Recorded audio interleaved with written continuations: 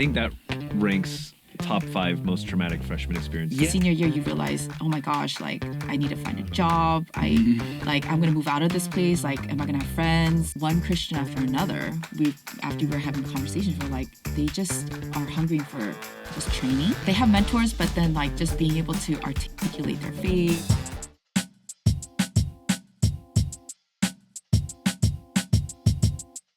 All right, hello, and welcome to the unofficial Acts2 Network podcast, where we are launching lifelong kingdom workers from every college town. I'm Steven. I'm Isaiah. And today we are with Ben and Helen. Hello. Hi. Do you guys do this all the time? You guys are just wearing happen to wear the same sweater every third day because I just rotate through my sweater. Is it the Acts2 Next sweater? Is that what it is? Or? No. No, it's just a sweater. Yeah, it's a sweater that we got together. Nice. That sounded funny. That's cute. I like that. at the same time. All right. Well, we're going to be talking about Acts2 Next today, but before we jump into that, this sort of new ministry that we're exploring, just tell us a bit about yourself. Why don't you guys introduce yourselves? Just maybe what year you graduated, where you graduated from, who are some of your peers around our network, and what you're doing in ministry right now.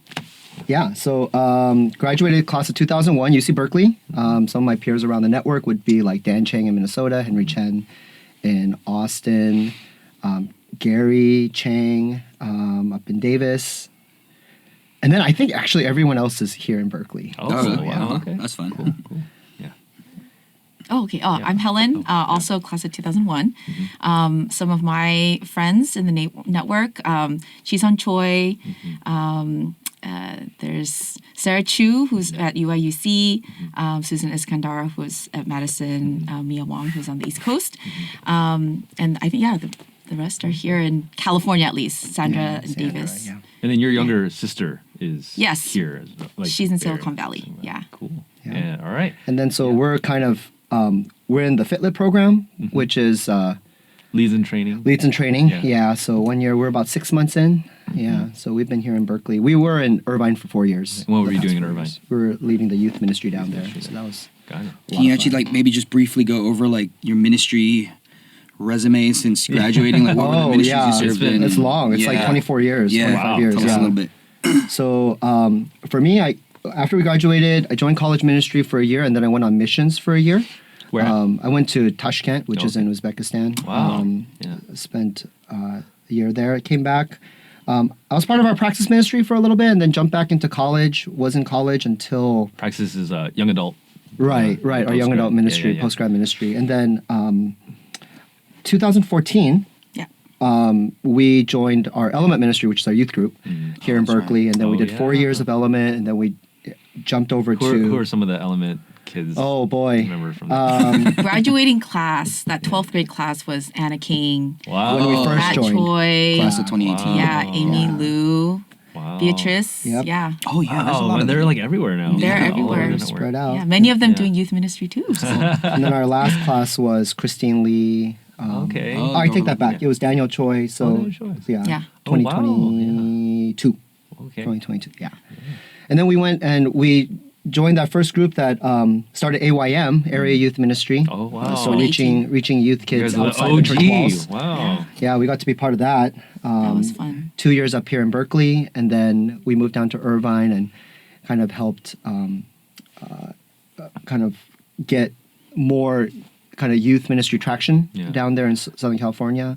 I remember when you guys moved to Irvine, that was shocking because you guys had been in Berkeley for so long, and Helen was such a crucial part of HP life, and then we were all like, "Wait, you guys really moving?" We're so excited. All this church It was during the pandemic. Yeah, like we moved in 2020. August of 2020. Oh wow! It just started. Yeah. So our kids were like, "Yeah, let's go! Get me out of here! Get me out of here!" Yeah. Irvine's a better place to move to during the pandemic. Yeah. Then you guys overlapped when college ministry big, right? In my senior, your senior year, and then the first year out. We did Kairos first year out. Kairos. Yeah. That was 2012. Oh, you were part of Kairos our senior year? Yeah. Yeah. Oh, when you were part of Claces. Yeah. That's right. Yeah. Goodness. That was great. It's fun. It was a lot of fun. Yeah. All right, so so now you've signed up for the FTLITS program, and through that, you guys are doing this new thing called Acts2 Next. Wait, are you guys the oldest of the FTLITS? We are. You are. Yeah. By just a couple months, because my peer Jen one of the Kim, FTLITS, I won't say who, but one of the FTLITS that got interviewed on this podcast. Okay. There's only one other. Don't watch. You guys are like the mom and dad of like. You guys are always like where. Well, she's clearly the mom. That's her presence, right? I'm just the oldest guy. I'm married to mom, so I must be dad. Stepdad, I guess. Yeah, it is kind of fun though, because it's like in the FTLIT group, there's like these like families, you know, so it's there's like older couples, and then it's kind of a middle level, and then the young ones. So it's like about a decade, right? Around so the youngest out of the sisters, we're 15 years apart. Oh wow! Yeah, okay. So it's kind of neat being in 15 years apart. Wow. Yeah. Big gap. So for when, like you've been doing bivocational ministry for a long time. Well, tell us the story of like how you decided to go full time at this point in your life. Like, how did you feel when you got the invite and things like that? Well, she really wanted to. I wanted to, and I actually have been working for our church.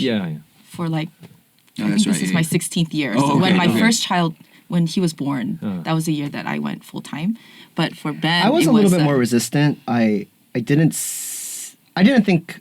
So my excuse personally was I don't think I can cut it. And I saw all of our full-time leads and the way they lived, and I just felt like that's not who I am. But then when I dug into that, and so I had some conversations with my leaders, and I remember feeling like, oh, I just changed jobs, and it was hard to find a job, and I had all these kind of like surface-level excuses. But then when it came down to it, it was kind of like, oh, I don't think I'm ready to surrender.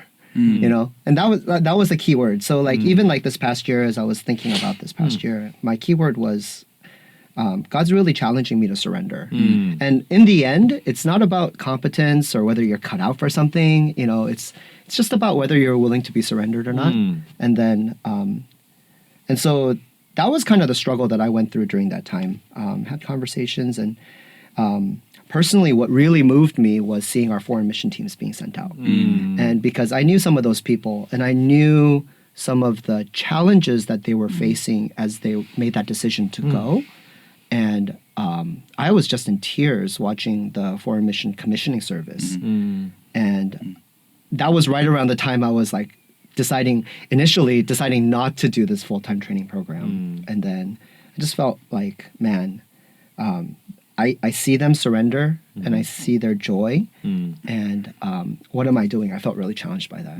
Wow. So I kind of struggled with that. It was about a week and a half or so of really kind of praying and wrestling with myself and realizing, oh boy, that's kind of where I'm at. Like, I mean, Irvine's a comfortable city, you know, and to say the least.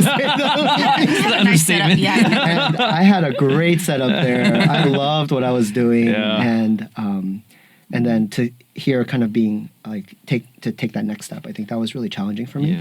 And I think different things, conversations happened, and I was like, man, that's the proper response at this time for me is to go ahead and say yes.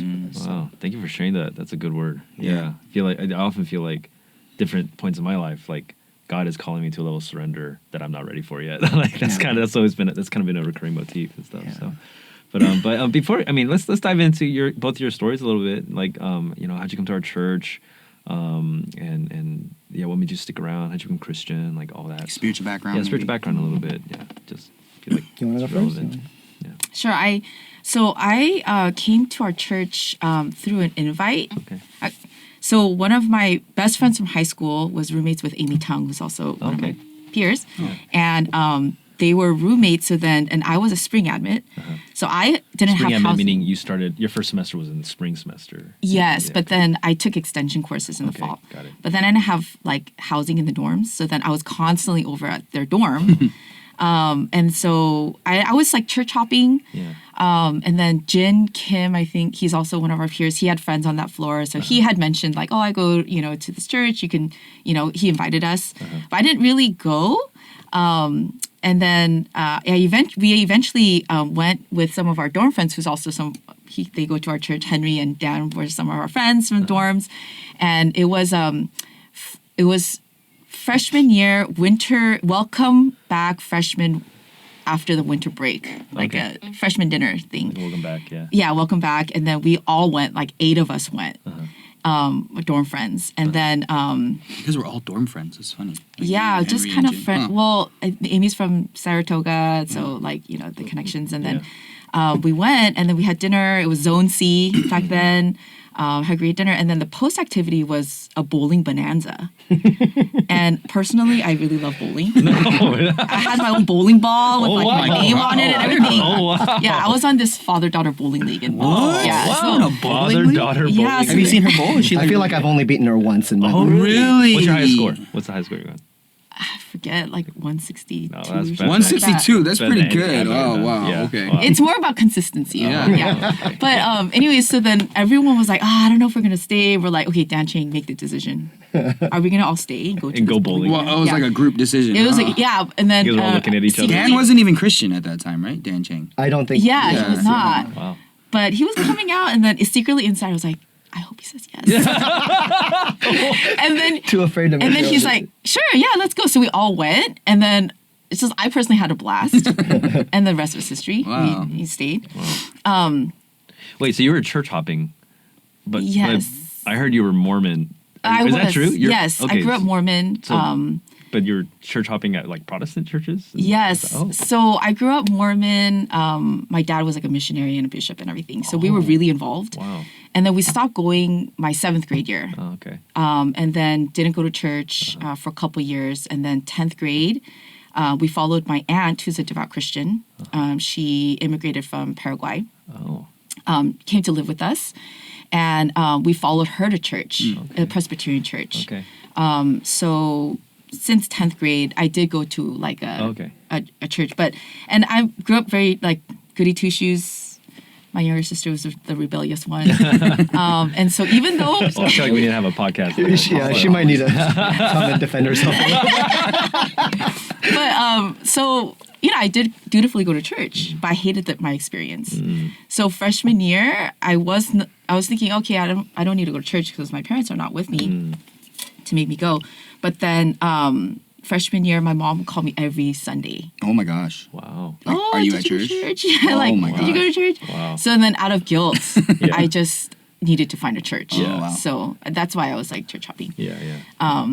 Yeah, so freshman year, that's Yeah. how I found our church and then started going to the fellowship and then, you know, the church. So then how did a goody two shoes like become Christian? Like kind of Yeah. And even though I didn't like my church experience, I called myself Christian. So even when we came to our church, like called myself Christian, but I was deathly afraid that anyone would ask me about anything about my testimony or anything about Bible or gospel because like I Right. didn't know, Wow. you know, And it was all you knew you didn't know. Like that's why you're afraid, I guess. yeah, Oh, yeah. okay. And then I think people just assumed like, oh, it's a good girl, you know, goes to church, must be Christian, Yeah. you know, kind of thing. Yeah, and I decided to actually stay at our church junior year after mission trip. It was our first mission trip to Japan and Korea, and Was that the really long one? The, like, 1 yeah, month? Okay. yeah. I think like 70 of us went Wow. to Japan. That sounds fun. And with Pastor Ed and Kelly, and my first experience, bunch of my peers went together, and I remember coming back like I could do this for the rest of my life, like with my friends. Yeah, so I think after that I wanted to stick around. Junior year was also when I made a decision to become a real Christian. Yeah, because freshman year called myself Christian, but I knew I was a fake. And then that's when I took course 101. So sophomore year, I just stopped calling myself a Christian. I just asked a lot of questions. Yeah. And It's a very brave step. Yeah. yeah, and I felt really free because I'm like, hey, I don't know, and I want to ask a lot of the questions that I been wanting to ask. And then it wasn't until junior year. Actually, it's kind of an interesting story. Like, it was seeing myself as a sinner that I had a really hard time with. But then, you know, that's the central thing, you know? So then my leader at that time is like, okay, I want you to keep a journal and call it your IT journal, Impure Thoughts Journal. Whoa. She's like, you just, for a week, I just want you to write every impure thought, everything, like anything. Wow. Be specific. And then so I took that, being the dutiful person that I am. I feel like most people be like, yeah, I'm good. I did that. Wow. And I like made sure no one, got it or anything. And then she said, bring that to prayer meeting. So I remember very distinctly, First Press, I brought that to prayer meeting. She said, I want you to read that and then just pray. And I started reading it like out loud with my head into the bench. And I was like in tears because I'm like, I'm a wicked, broken, messed up sinner. Wow. And I think that's very distinctly when I realized like I'm a sinner and I need forgiveness. Wow. And so, yeah, that was junior year. And I think that from there is just the process of lordship and sanctification, I think became... Wow. That reminds me of that, Do you still have that journal? It's like, can I see? I burned that. I thought it was worth asking. after you Christian, you just like symbolically burn it. Yeah, all paid for. I've never heard of a IT journal. Was that Yeah. like a thing that people did back then, or it was No. just your leader just came up with that just for you? Yeah, like I guess, I don't know, Wow. but I guess probably externally. Yeah, because you were there was so nothing good, to write you needed about. to do Yeah. that. Yeah. Wow, that's I mean, amazing. it's that whole, imagine if there was a projection of all your Right. thoughts and Yes. everything for everyone to see, but just a literal exercise Oh, of that. that's and she neat. was like, write names, write thoughts, just Oh. everything. Wow. Write that And one but down. you actually did it. I think that's Yeah, that's like, yeah. that's crazy. Wow. Yeah. Yeah. But how about Ben? Like, how did what's your story? Yeah, so my parents became Christian when I was 2. Okay. And they were zealous. And so I was the kid who grew up in church, at church. We're there like every other day, all night, whatever, for various things. I remember kind of getting cynical about the church towards the end of high school because I just kind of started to feel like, oh, it's just the same thing as school. Like it's just a popularity game, People think you're spiritual if you're up in the front. So I joined praise band to do that. But then, kind of recognized it was my experience was pretty shallow, and I remember thinking as I graduated from high school, headed to college. If my church experience in college is the same as this, I don't know if I want to stick around. And then I came across our church because one of my high school friends is Annie Song. We went to the same high school, same peer class, same graduating class. Her older brother, Jim, who's in our DMV church now, he was a senior my freshman year. And so I had met him a few times, just various like stuff. And then when it came time for Cal Day, which is the kind of like the not orientation, it's like the day that the school tries to get you to come to their school after they've accepted you. So UC Berkeley came up. I stayed with Jim, and I had a blast that weekend. I stayed over at Dana House, which is our bros ministry house. Yeah. That was the year that we our church started Impact. So the very first Impact Spring Fest, which was kind of like a week long. Like enrichment for camp, Camp. inner city Oakland kids, and so they were up every night just like prepping for it, and I got to see that. And then they hosted me, and I'm a high school senior, I've never been hosted in this way, and I just had such a blast. Remember having really fond memories, and then they're Christian, so kind of like brought that back. And then when it was time to come to college, I realized that, well, I had a really bad case of senioritis my senior year of high school. And so I received housing, but I forgot to pay the deposit. And so I lost housing. Oh my. And I didn't know anything about like, oh, you can rent an apartment or anything like that. And so then in desperation, I called Jim, and he's the only person I knew. And I said, hey, do you know anyone who can I can crash with for, housing and dining said they can give me housing in about a month after school starts. So I said, I just need a month. And then he deliberated with his roommates. It was going to be a senior year. They wanted to use their place for ministry and all this kind of stuff. And then they decided to take me in. Wow. So I slept not in their closet, but in front of their closet. I set up my bed so then in order for them to get their clothes, they had to reach over my sleeping body, kind of thing. So it was a huge inconvenience for them. I don't think I fully appreciated it at that time, but I was so thankful. And then all of them, they go to our church. And Sunday morning, it's hard to wake up, and they have a car and they're driving to church. And so I catch a ride. And I mean, I church hopped for like all of 1 week after that. I'm like, I like these guys. But I also felt like, two things. The church that I was attending back at home, they heard that I had checked out our church. And actually, one of the older guys took me aside and he said, hey, I'm not sure about that church. They're really different. I said, oh, how are they different? He goes, I think they're really conservative, was what he said. Okay. And he kind of, essentially kind of said, they're very different from us, so I don't think you're going to like them. And in my head, I was like, okay. But then in my head, I was like, maybe I'm going to check this out. Because I really didn't like the church. So I was like, if it's different from this, man, maybe I might actually like it. So that was kind of backfired. And so then I stuck, and then I started calling our church home freshman year, first semester. Oh, okay. So after Thanksgiving break, I was like, Mom, I'm going home. And she was not happy about it. Oh, Yeah. Well, that's surprising because I heard that one of your very first experiences at our church was somewhat traumatic. What? At a certain sports outing. Yeah, so I get asked about this story a lot. Yeah, maybe this is an opportunity to set the kind of record straight. Yeah. Because when I heard it for the first time, you like fell and you dislocated both your shoulders. Yeah. But that's not true. That's actually not true, but it's not that far from the truth. Half I true. think I noticed. So it was so I'm living with these guys. It's the first week of school, and our church, our group is having like all sorts of welcome activities, and one of them was a sports night. Yeah.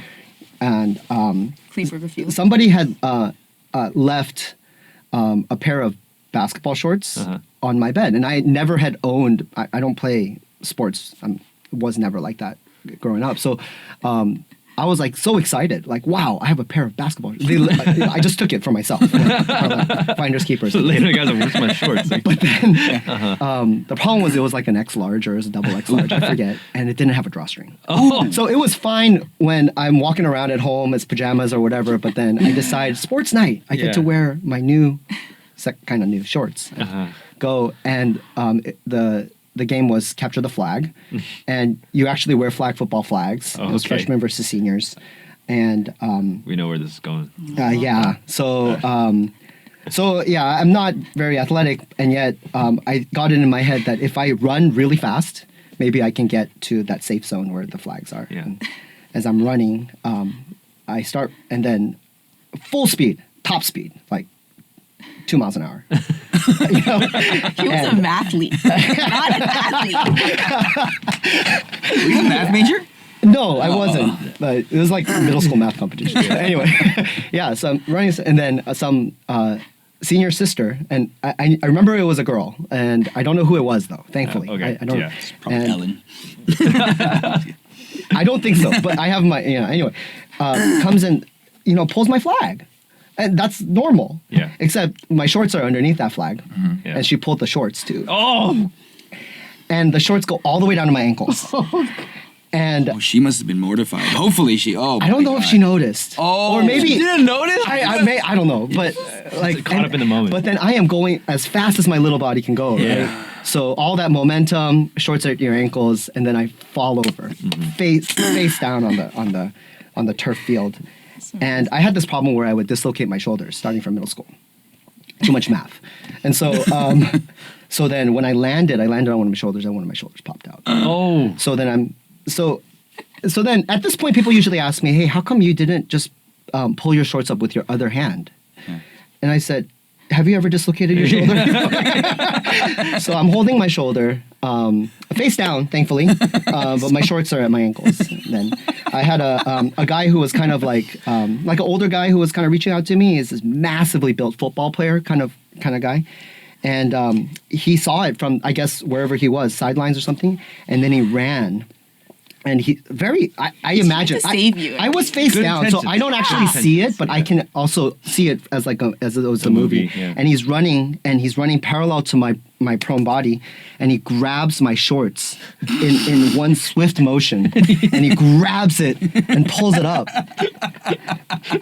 But the man's really strong, and he actually lifts me off the ground by my shorts. And so, Oh my gosh, I never heard that part of this. man, I didn't know what a wedgie was. But now you do. Now you do. And so then, The baptism by This is fire. Johnny. no, it's No. Henry. And oh my god, oh yeah. Yeah, and then he proceeded to declare in a loud voice.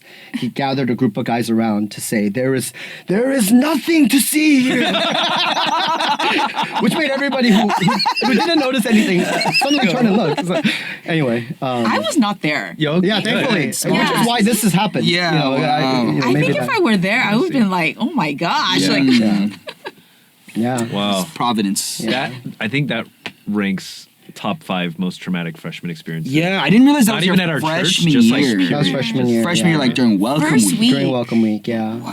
Wow. Yeah. it's traumatic. But you're here. I'm still here. You're here. Yeah. 27 years later, just telling the Yeah. story. Yeah. That's an awesome story.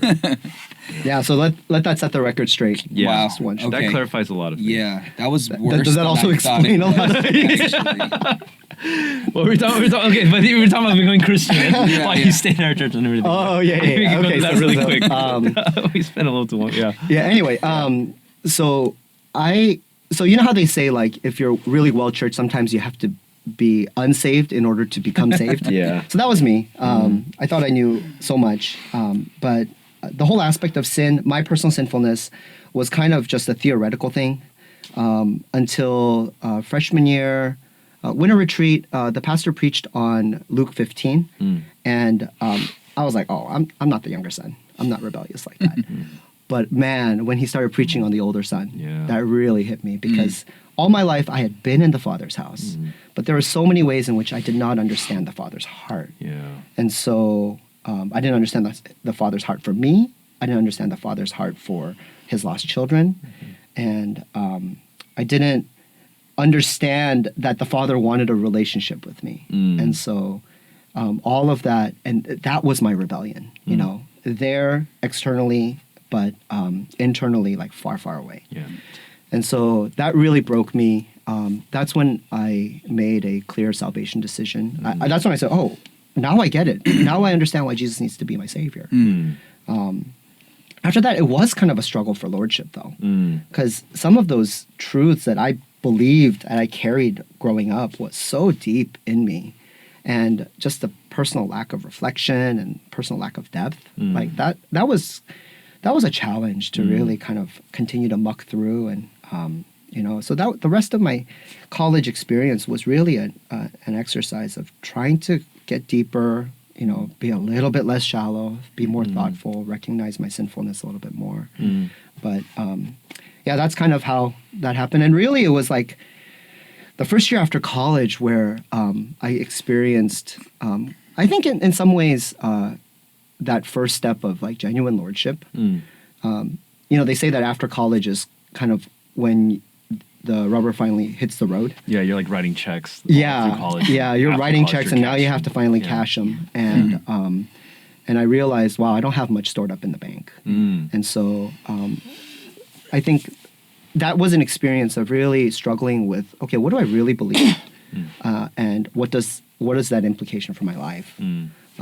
So I spent that year in Tashkent. I initially went. I remember my first thought of why I wanted to go. I just wanted to get away. I wanted to get away from all these people that I thought had all these expectations for me, and I just wanted some space to like just try to live my life for God and to really wrestle with God and some of these truths that I was kind of realizing about myself. And I think that's essentially what happened because there was time and space to read, to pray, to kind of struggle and wrestle, and I didn't have this. You know, a lot of people that I was so like face saving in front of, they weren't there with me per se. And so I think that was a really, man, God really used that time to kind of show me. And I made a lordship decision while I was So it was kind of odd. Like, here's You're a missionary. missionary. I'm like, becoming a Christian. Yay! You know, finally. So, yeah. Actually, that year that he was gone, because I mean I liked him, but I don't think he knew I liked you. wow. But during that time, it was first year after 1 year of college staff, Yeah. and then I was just running on empty. Like I was doing all the right things, but just feeling really hollow. And then that second year, I think was when I really was able to struggle with that and did a lot of reading and reflection and praying, and I think that's when I also made a lordship decision. Yeah, so So you're saying it helped that he was away, or that probably Was that part helped of the too. struggle? Yeah, Angst. yeah, just distraction and Yeah. everything gone. Yeah, so Yeah, yeah. Well, that's interesting because you guys both had like a moment like in your college. You know, I feel like there's always these windows of opportunity where people or have a new spiritual openness or a new spiritual understanding of who they are and before God, and there's like a significant move that happens there. But then post grad, like after you graduate, there's another moment, another window of opportunity there as well, where there's like openness and kind of like a who am I and a re-examining of everything, right? yeah. which So- is a good seg into today's topic. Perfect. Yeah, Acts2 Next, which is a new ministry that we started and something that the FTLITS you guys have been trying to tackle. So Because I think so far it's been sort of your college student and then your staff, and but I think what we're seeing is okay. But those first 3 years, it is this very kind of tumultuous, kind of interesting time where lots changing, and you're trying to adapt to First this years new after you reality. graduate. After you graduate, Yeah, and that transition's I think hard. Next is sort of in some ways like a response to that. But maybe you guys could just explain what is Acts2 Next, and kind of what was the impetus, at least in your understanding, because you guys have been doing a lot of stuff with Acts2 Next. Yeah, I think. Okay, so what is Acts2 Next? Acts2 Next is a ministry that tries to, that is reaching out to people from senior year of college through maybe the third year out of college. And that group of people, perhaps many of them did not go through 4 years of our college ministry, or some of them did, but they're kind of in and out. And for one reason or another, a year or two after graduation, they're not really quite ready to like join our staff team, or they like us, but they're kind of distant, they're busy, whatever. Yeah. And so it's kind of a group of folks that we really want to minister to and pour into and raise them up. Well, one, share the gospel with and become Christian, of course. Right. But then if they are Christian, then we want to raise them up to see a particular picture of Christian life as their life as a minister. And by doing that, it's kind of like a slightly, I don't want to say it negatively, but I do, a slower on-ramp into our staff life. Yeah, I don't think that's necessarily negative either. I think some people appreciate that because they're like, I'm not ready for like 0 to 100. Yeah. But if I, have a longer on ramp, Want some time to like kind of get to know you guys and figure out if this is what I want to do. Yeah. Yeah. It's also, I think what we've been seeing is some people just have more time after college. Yeah. Just college students are. When we were in college, it was just like you never studied. You just we were just like you don't go to college. And you're just like woo, but nowadays it's so competitive. People are like joining all kinds of clubs and stuff. It's a little bit different, and it's like after college, that's kind of when people go, oh, what was all that for? Yeah. I now have all this time. What am I doing with it? And so maybe for a lot of people, those existential questions that they're asking, that maybe some more people used to ask freshman year of 'cause college you worked or all sophomore year high of school college. to Yeah. college, yeah. Or they're not, their head's still down through all the way through college. They're not really asking those questions until maybe their first or second year out of college. Yeah. Or maybe even at the tail end of senior year. Yeah. Yeah. And I feel like maybe in the past, the way we did ministry and stuff was sort of like, okay, if you're not asking those right now, like you don't really fit in anywhere. And then if you're asking it later, you don't really fit anywhere either, And so it's kind of too late. We don't have like a way to like, Yeah. Yeah. I mean, you minister to a lot of your, I remember you ministered to a lot of your friends your senior year, right? So it's kind of like that picture. But that's kind of, I feel like that was rare at our church. Yeah. I mean, I do think sort of the prevailing wisdom, at least when we were undergrads, is college is when you have time, and it's when you should think about these things, because when you graduate, it's just too busy. And I mean, it is busy when you graduate, but I think college has just changed now. So now that calculus is kind of, it's shifted. it's so now it's like, no, maybe when you graduate is the time. And then, Yeah.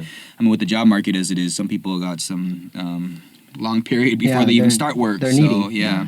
Yeah. I think another aspect is like college, you kind of have community already there, like dorm life or clubs, and then, you know, like you're studying Yeah. to get out. But then senior year, you realize, oh my gosh, like I need to find a job.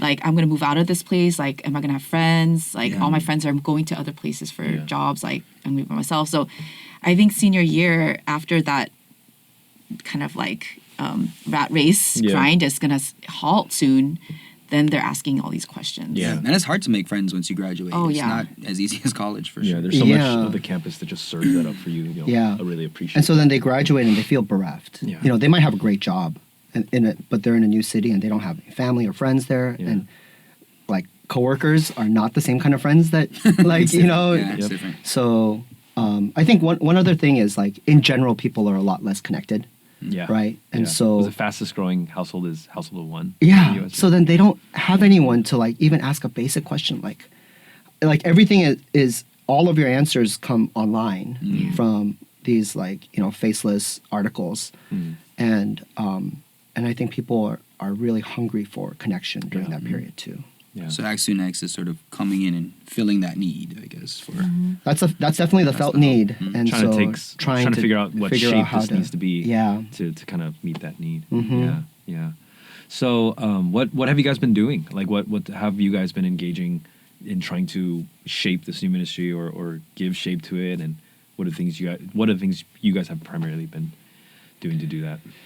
Yeah, so everyone who is like trying to head up an Acts2 Next group in our church across our network, if you ask them, and there's like 12 people, you'll get 12 different answers. Yeah. Right now, everyone's just kind of feeling things out. All they know is this is kind of the age range Yeah. and whatever, like, but for us, because we're a lot more mobile this year, so one of the things that we've been kind of doing is we've been hitting campuses. So we've been going on various trips for one reason or another. But Evangelistic road trips. yeah, so we call them ERTs, evangelistic road trips. We spent a good chunk of time in New York. We went through a couple campuses in the Midwest. We went to Atlanta about a month ago, and then some of our folks went to Southern California. So I think for us, one of the things that we're trying to tackle is understand as a senior in college, like what do you feel like you need as you project your future? Yeah. And it's interesting because a lot of them are saying, you know, I think career, there's a lot of things out there. No, there's no one to tell me how to do relationships. I don't know how to keep, am I going to lose my friend? Like this whole question of friends, like I think that's a big need. But it's also kind of, you know, it's not something that people are talking about a whole lot. So I think so we go out, we collect some data, we do surveys, we try to make some good connections with people. Sometimes we'll go to a campus and we'll just have like Bible studies. Yeah. Like a 50, hey, you interested in a 15-minute Bible study? And then we'll just kind of go through maybe like the rich fool text in Luke or something like that. And just kind of see where people's spiritual interest is, especially as like seniors in college. And then Just and talk to a lot of people. talk to a Yeah. lot of people. Just talk. And Yeah. as we do that, I think the people with whom we've had really good connections on their campus, we can actually continue that conversation when we come back home. And so whether it's like sometimes we'll invite them to a coaching session, we'll invite them to a webinar about job search or something like that. Other times it's just straight up like, hey, you want to chat about that thing that you shared with me about when I was out there, and then they'll set up like a 30-minute meeting. Yeah. And some of those conversations have been kind of ongoing. I think there's even like kind of course 101, Bible study, evangelistic kind of things that are starting up. So that's some of the things that we've been So you've been more in like almost like a data gathering, surveying, and then like an online kind of form that this is taking. Yeah. What are some things you've been learning through that? I mean, you've seen a variety of campuses. Is it different in each context, or is there like some similarities that are sort of popping up? Yeah, definitely. There's a variety Some of the campuses, and these are generalities, of course, and you know, you could. I don't know that we are such a great data collection, you know, organization. But from our experiences, there are some campuses where we were overwhelmed by the number of people who were spiritually interested. And the other places where people are just kind of more, you know, tepid. And it's interesting that you would feel that way. You would think that like people are all so different and they're all kind of evenly spread out, but it's not, you know. And It's like a campus culture. like there's a campus culture, openness or maybe hostility or like blasé or whatever. So that's definitely true. Yeah, I think just talking to college students at campuses, these new campuses, like we meet Christians plugged in, you know, they're being discipled, but like one Christian after another, after we were having conversations, we're like, they just are hungering for just training.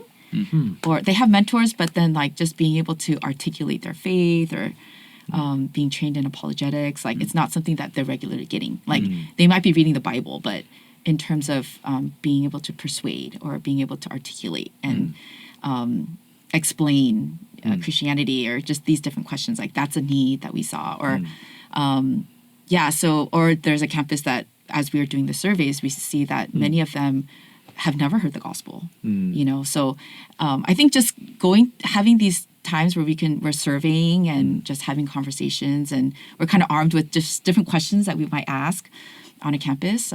It's been very eye-opening. Recently, because we tried to, we kind of distilled it down to 3 different areas or topics for Acts2 Next, like career, and then adulting or adulthood, and then faith. So on our website, we kind of categorized in that way. And for the web, we try to, on a regular basis, have something to that caters to each of those areas. But I think for postgrads, many of them, like they might be graduating from grad school or they have a job, but it seems like they just want an older, stable. A lot of them talk about just wanting somebody to talk to. Like just a mentor. Like, am I going in the right direction? Like, what from your experience? Like, how has it been? Or you know, like that kind of conversation. Whereas in like juniors and seniors that we're meeting on campus, like who are going to graduate, like they're kind of like, how do I write a resume? You know, it's like that. Those kind of needs. Well, that's interesting because those 3 topics, I think, in terms of like drawing somebody in with one of those topics, I actually think that from what we've seen, like we put on these webinars online, and the career type of webinars, even though they said, oh, we're good on career, we really want adulthood or those kinds of topics, people don't sign up for those. People sign up for the career ones. So I think that's just an easier step in. Lower barrier. Yeah, and then I think the adulthood, they want to talk to someone who they can kind of trust. So it's kind of hard to come in cold to something like that. And then faith for sure, right? Someone that you've had a really good conversation with. So I think that's kind of the progression that we're kind of starting to feel. But even a totally cold contact, let's say they received a survey for 30 seconds and then they got a candy bar out of it or something, and we never see them again. But one of the things is if somehow we can get them into some kind of a coaching conversation, those conversations tend to be very personal, you know, and they reveal a lot about themselves and you reveal, and then there's a connection there. And I think because people are so hungry for connection, I think if that can happen, then you can really start to build that relationship. It's not so hard. It's that initial first step. That's interesting. Yeah. So it seems like it calls for something like kind of hybrid, where like the lower barrier entry, maybe just clear add value is just like a career thing. But then what people really are gunning for is they want to talk to someone face to face, slightly older, get some that interpersonal. Just want to be heard, like someone to hear them out. You know. Yeah, the challenge is figuring out how do you get there, I guess. Yes. And then it kind of also like what kind of minister do you need to be to be able to engage in this ministry is like, I mean, patient, a lot of wisdom. Yeah. And Good listener. Good Good listener. Yeah. Probably helps if you're a little older, like Yeah. not just 1 or 2 years out of college. Yeah. Yeah, and not like maybe so hungry for them to like join something, but to just really. Or for them to even like you. Yeah. Yeah, you just want to bless them. Yeah. Like, yeah. I think people can tell if Yeah. if you're that or not. So. Any thoughts on how? I mean, 'cause this is very new, but as we see it, kind of envision it going forward. Any thoughts on how it affects sort of the way we think about college ministry, and like I don't know. Chances are you guys will be back in college ministry at some point. Any thoughts on like, okay, given that we have this next group, it makes me think about college ministry differently in some way. I think it could be, like if I were a college staff, college minister, I think it can be alleviating in some ways, because, I mean, it's always true that you feel nervous. You feel nervous about the people that you're trying to raise up. You're reaching out to them, you're pouring into them, and you want to bless them, but at the same time, you really hope that they'll catch the vision, they'll join us, all this kind of stuff, this kind of high bar stuff. And I remember feeling that way when I was doing college ministry, like feeling like nervous, man. I don't know if Pressure. these people are going to become those kinds of people. And then you feel down on yourself or you feel insecure and all these kinds. I think a lot of that could be alleviated if you know that let's give them more time. Like, because like by the time like second semester, junior year rolls around, you're like, oh shoot, where is this person? And like, but, you have more time. Even like with our network so spread apart now, even if they don't stay here in my city, but they go somewhere else, then I think we'll have a chance to like continue to minister to them even after college at a pace that they are okay with, and I think that's kind of like, I think that would be the relieving thing for, let's say, a college minister who.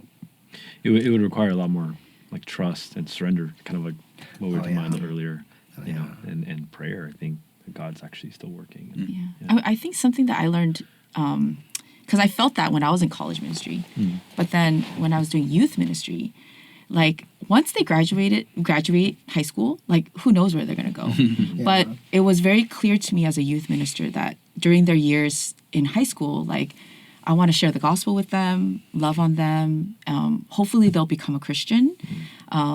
But even if they don't become a Christian in high school, like positive experience of Christianity, and of Christians. And then hopefully in college, they'll, seek God and become a Christian. But ultimately it's about like saving souls. And so I feel like with Acts2 Next and kind of like a slower on-ramp, like as a college minister, I don't have to have that kind of pressure, like, like they need to become a Christian and just be discipled and stay at our church, like kind of thing. But the goal is, okay, I just want to pray for them and share the gospel with them, and hopefully they'll become a Christian. But it doesn't have to happen in those 4 years, that little window. And so I'm going to do my best as a college minister to, share the gospel with them and answer their questions and get them there. But I think that it's alleviating that kind of pressure. So just, what I'm hearing is like maybe that timetable is shifted. It's delayed a little bit now, and that's okay, Or elongated. And like instead of like really just trying to focus on this person and create a lot of pressure situation around that, I can actually step back in the space and I can meet other people. I can widen the group of people that I'm concerned with, that I'm keeping up to date with. And then I think one thing that's kind of interesting is that like we can do that. Like we don't, like there might be other ministries where like you have to make use of those 4 years, because like you're student driven or whatever, or like you have to produce a certain amount of like collegiate staff at the end of it, before they graduate, you have to get them. But for us, it's like, well, we're a network and we're not going anywhere, and we have plenty of working people who are also doing ministry, and so we actually we have a unique maybe approach to this that some other collegiate ministries don't. And I think all that. I think the thing that's really hopeful for this ministry, and maybe we're not there yet because we're only 6 months in, but is to have a place for, say, a new grad or 2 years out to be able to minister to their coworker. And I mean, that's always been the case, but they can minister and then bring them in into our community, into our church, and even start to see them grow, and we can challenge them to serve, give them service opportunities, and through that, I think that was kind of lacking. That avenue in to our church Once you graduate, yeah, once it's you hard. graduated, was kind of lacking. So I think that's exciting. Yeah. Because where we are, there's a ton of people that are coming into our areas. They might have graduated from some place that we're not, but then they end up in one of our cities. Oh man, we should do a podcast with those people and just ask them their experiences. Yeah. That's pretty exciting. Yeah. Yeah. So it's different for our church. It's new. We're in like a pioneering phase where 12 different groups are doing 12 different things. Very natural for a pioneering phase, but very hopeful. Yeah. Right? Yeah. That this will turn into something. And so I think everyone's excited to hear whether or not you're doing an Acts2 Next at your local ministry or not. I think we're all very excited for this. Yeah, for sure. So thank you guys so much. I think Yeah, we're there. thanks for having Thank us. you. And like, subscribe, tune into future episodes. But thank you guys for being on this podcast. All right. next time. Thank you.